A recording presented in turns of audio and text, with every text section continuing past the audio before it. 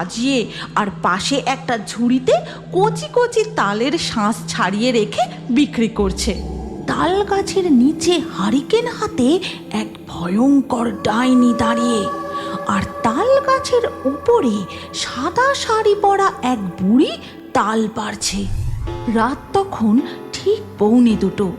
হাতে হারিকেন নিয়ে এক ডাইনি ও জটা বুড়ি তাল বাগানে প্রবেশ করে। তারপর একটা তাল গাছের নিচে দাঁড়িয়ে ডাইনি হাতের হারিকেনটা উঁচু করে ধরতেই জটা বুড়ি তর তর করে তাল গাছে চড়তে শুরু করে। তারপর গাছের ডগায় উঠে, কচি কচি তাল কে দেবো আমি কাল, নরম তুলতুলে তাল শাঁস একবার এসে খেয়ে যাস, জটা বুড়ির তাল শাঁস। এরপর জটা বুড়ি কাটারি করে কচি তালের কাঁধে কাটতে থাকে। তারপর টপাটপ করে বেশ কয়েকটা তালের কাঁধে মাটিতে ফেলে দেয়।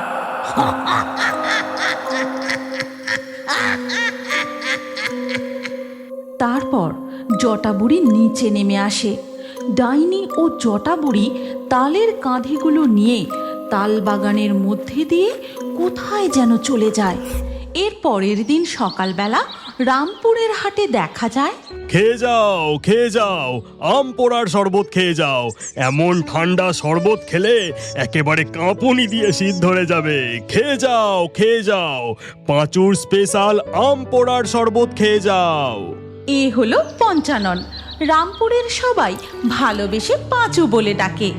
এই পাঁচু হাটে নানান জিনিসের ব্যবসা করে, কিন্তু কোনো জিনিসেই তেমন লাভ করতে পারে না। কি গো পাঁচু ঠাকুরপো, আমাকে খাওয়াবে না তোমার আম পোড়ার শরবত? দাও তো দেখি এক গ্লাস। হ্যাঁ হ্যাঁ, এক্ষুনি দিচ্ছি বৌদি, এক গ্লাস মাত্র 10 টাকা। ঠিক তখনই পাঁচুর দোকানের উল্টো দিক থেকে শোনা যায়, তাল শাঁস, নরম কচি কচি তাল শাঁস, এই গরমে নরম নরম কচি কচি রসে ভরা মিষ্টি তাল শাঁস খেয়ে যাও, আমার তাল শাঁস মাত্র 5 টাকা। ঠিক এই বুড়িটার কারণেই পাঁচু তার ব্যবসায় ঠিকঠাক লাভ করতে পারে না। পাঁচু যাই বিক্রি করুক না কেন, এই বুড়িটা তেমনই কিছু জিনিস নিয়ে এসে আরো কম দামে খদ্দেরকে দিয়ে দেয়। নরম নরম তুলতুলে তাল শাঁস, ওরে তোরা একবার খেয়ে যাস, জটা বুড়ির তাল শাঁস তাল শাঁস। হাটের বেশ কয়েকজন জটা বুড়ির তাল শাঁসের দোকানের সামনে গিয়ে ভিড় করে, আর ওদিকে পাঁচুর দোকান একদম ফাঁকা। কি বিদঘুটে দেখতে ওই বুড়িটাকে, যেন মনে হয় সদ্য ঘাট থেকে উঠে এসেছে। ওই বুড়িটা আসলে কে কি জানি বাবা, কোথা থেকেই বা এই রামপুরের হাটে আসে তাও জানি না। জটা বুড়ি তার দোকানে তালের কাঁদিগুলো সাজিয়ে আর পাশে একটা ঝুড়িতে কচি কচি তালের শাঁস ছাড়িয়ে রেখে বিক্রি করছে। ও বুড়িমা, আমাকে 10 টাকার তাল শাঁস দাও দেখি। এখনই দিচ্ছি মা। এরপর জটা বুড়ি কলা পাতার প্লেটে 2টো তাল শাঁস বউটাকে দেয়। তারপর একে একে বাকি খদ্দেররাও তাল শাঁস কিনতে থাকে, আর ওদিকে পাঁচু তার দোকানে গামছায় করে মাছি তাড়াতে থাকে। না, আজকের বিক্রি বাটাটাও একেবারে মাঠে মারা গেল। যাই, বাড়ি ফিরে যাই। এরপর পাঁচু তার সরঞ্জাম ঝুড়িতে করে নিয়ে বাড়ি ফিরে যায়। তখন তার বউ তাকে দেখে বলে, কি গো, আজ হাটে কেমন বেচা কেনা হলো? আর বেচা কেনা, ওই বিদঘুটে বুড়িটা যতদিন রামপুরের হাটে আসছে আমার বেচা কেনা একেবারে ডকে তুলে দিয়েছে। আজ বুড়িটা হাটে তাল শাঁস নিয়ে এসে হাজির। হ্যাঁ, সে কি গো, তারপর কি হলো? তারপর আর কি হলো, এই গরমে সবাই আমার আম পোড়ার শরবত ছেড়ে ওই বুড়ির দোকানে গিয়ে ভিড় জমায়। তুমি বলো গিন্নি, তাল শাঁস পেলে কেউ কি আম পোড়ার শরবত খাবে? শোনো না, বলি কি, কাল হাটে তুমিও তাল শাঁস বিক্রি করো, আর ওই বুড়ির থেকে কম দামে বিক্রি করবে, তাহলে আর কেউ ওর দোকানে যাবে না। সে না হয় বুঝলাম, কিন্তু আমি কচি তাল পাবো কোথা থেকে? কেন, মাঠের দিকে যাবার পথে ওই যে বড় তাল বাগানটা পড়ে, ওখানের গাছগুলোয় প্রচুর তাল ধরেছে। আজ রাতে তুমি আর আমি ওখানেই যাব। এরপর রাত্রিবেলা পাঁচু ও তার বউ যায় ওই তালের বাগানে। আর ঠিক তখনই সেখানে তারা যা দেখে তাতে তাদের হাড় হিম হয়ে যায়। কই গো, তাড়াতাড়ি গাছের আড়ালে লুকিয়ে পড়ো, ওরা আমাদের দেখতে পেয়ে গেলে আর রক্ষে নেই। পাঁচু ও তার বউ গাছের আড়ালে লুকিয়ে সমস্ত ঘটনা দেখতে থাকে। দেখে তাল গাছের নিচে হারিকেন হাতে এক ভয়ঙ্কর ডাইনি দাঁড়িয়ে, আর তাল গাছের উপরে সাদা শাড়ি পরা এক বুড়ি তাল পাড়ছে। বলছি আর এক কাঁদি তাল পারো, কাল হাটে আরো কম দামে তাল শাঁস বিক্রি করতে হবে। ঠিক আছে ঠিক আছে, তবে এক্ষুনি আর একটা তালের কাঁদি ফেলে দিচ্ছি। এই বলে ওই সাদা শাড়ি পরা বুড়ি তাল গাছের উপর থেকে আরো একটা তালের কাঁদি নিচে ফেলে দেয়। ব্যাস হয়ে গেছে, এবার তুমি নিচে নেমে এসো। আচ্ছা ঠিক আছে। এরপর বুড়ি তাল গাছের ওপর থেকে সোজা লাফ দিয়ে নিচে নেমে আসে, আর ডাইনির হারিকেনের আলোয় বুড়িটাকে দেখেই পাঁচু চিনতে পেরে যায়। আরে, ওটা তো ওই জটা বুড়ি যার জন্য বাজারে আমার কোনো জিনিস বিক্রি হয় না। হ্যাঁ, আমি ঠিক দেখছি, অবিকল ওই জটা বুড়ি। দেখলে তুমি, ওই বুড়ি এক লাফে তাল গাছের ওপর থেকে কেমন নিচে নেমে এলো। ও যে কোনো সাধারণ বুড়ি নয় গো, ও নিশ্চয়ই ভূত। চলো মা, এবার আমরা ফিরে যাই। হ্যাঁ হ্যাঁ চল, এখনো আমাদের আসল কাজ বাকি। এই তাল শাঁসগুলোর ওপর আমাদের। এই কথা বলে ওই ভয়ঙ্কর ডাইনি ও জটা বুড়ি তালের কাঁধে নিয়ে চলে যায়।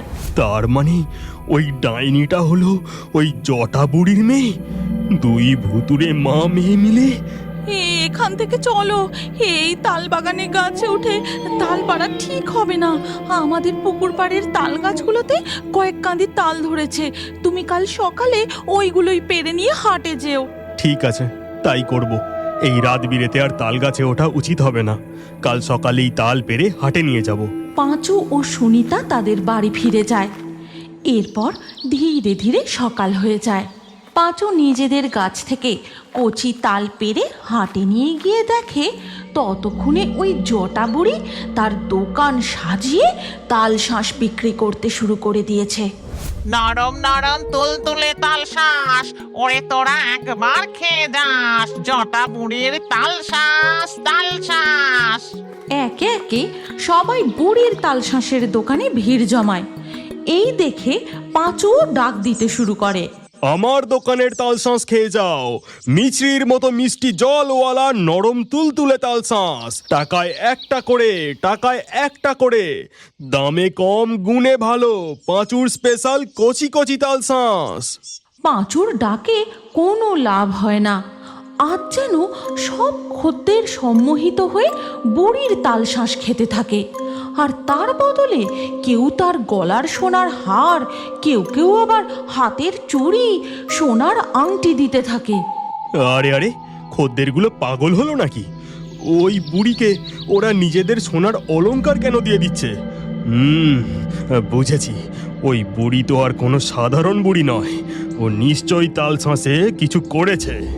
এরপর বুড়ির তাল শাঁস বিক্রি হয়ে গেলে যখন সে ফিরে যায় তার পিছু নেয় পাঁচু। তারপর দেখা যায় ওই জটা বুড়ি তালের জঙ্গল পার করে এক অতিকায় বাঁশ বাগানে প্রবেশ করে। তারপরে একটা মাটির বাড়িতে জটা বুড়ি ঢুকে যায়। আচ্ছা, এইখানেই তাহলে ওই জটা বুড়ি আর তার ডাইনি মেয়ে থাকে।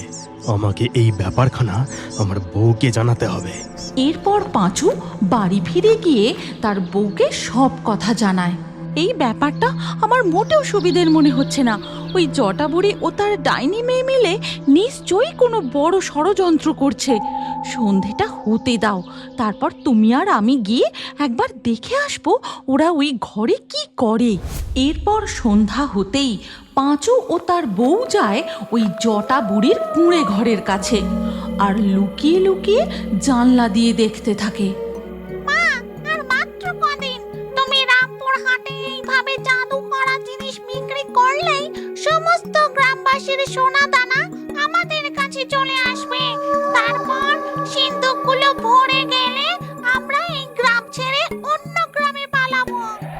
কিন্তু ওই পাঁচুটা কদিন ধরে আমাকে সন্দেহের চোখে দেখছে। ব্যাপারটা আমার ভালো ঠেকছে না। ও মা গো, এই ডাইনি আর জটাবড়ি মা মেয়ে মিলে এই কি ভয়ঙ্কর ষড়যন্ত্র করছে গো। এরা যে দুজনেই চোর ভূত, আমাদের গ্রামের অনেক বড় ক্ষতি হয়ে যাবে। এদের এখান থেকে পালিয়ে যেতে দেওয়া যাবে না। চলো গিন্নি, আমরা এক্ষুনি অঘরীতান্ত্রিকের কাছে যাই। আমাদের ঘরের বাইরে কার যেন গলার আওয়াজ পেলাম। কে কে বাইরে? সর্বনাশ, আমাদের ব্যাপারে কেউ জেনে গেল না তো? এই কে রে বাইরে? সারা দে বলছি। চলো তো মা, বাইরে গিয়ে দেখি একবার। গিন্নি, সর্বনাশ, ওরা মনে হয় আমাদের ব্যাপারে বুঝতে পেরে গেছে। ওরা আমাদের ধরতে পারলে আর রক্ষে নেই। এবার কি করি? বন্ধুরা, এই অবস্থায় সুনিতা ও পাঁচু কি পালাতে পারবে, না জটাবড়ি ও ডাইনি পাঁচু ও সুনিতাকে ধরে ফেলবে? তাহলে তো জটাবড়ি ও ডাইনির এই চুরির ব্যাপারেও কেউ জানতে পারবে না। তারা অন্য গ্রামে পালিয়ে গিয়ে আবার নতুনভাবে কিছু করবে। তোমরা যদি এই গল্পের পরবর্তী পর্ব দেখতে চাও, তাহলে আমাদের চ্যানেল এক্ষুনি সাবস্ক্রাইব করে নাও আর কমেন্টে নেক্সট পার্ট লিখে আমাদের জানাও। তুমি কি জানো, তোমার নামও আমাদের কার্টুন ভিডিওর মধ্যে থাকতে পারে। আজকের লাকি ড্রয়ে নির্বাচিত নামগুলি হলো অন্তরা, আয়ুষী, হৃদয়, ফাতেমা, রাবেয়া, তানিয়া, আতিশা, পুষ্পিতা, সাহেব, চাঁদনি, সোনাই, আলিয়া, রাজীব, আক্রম, সীমান্ত।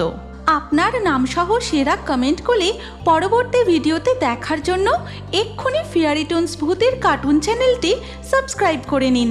তারপর আপনার নাম কমেন্টে লিখে দিন। আর স্ক্রিনের উপরে আসা এই পরবর্তী ভিডিওতেও ক্লিক করে ওই ভিডিওতেও আপনার নাম লিখে দিন। আপনার নাম আমাদের কার্টুন ভিডিওতে অবশ্যই দেখতে পাবেন।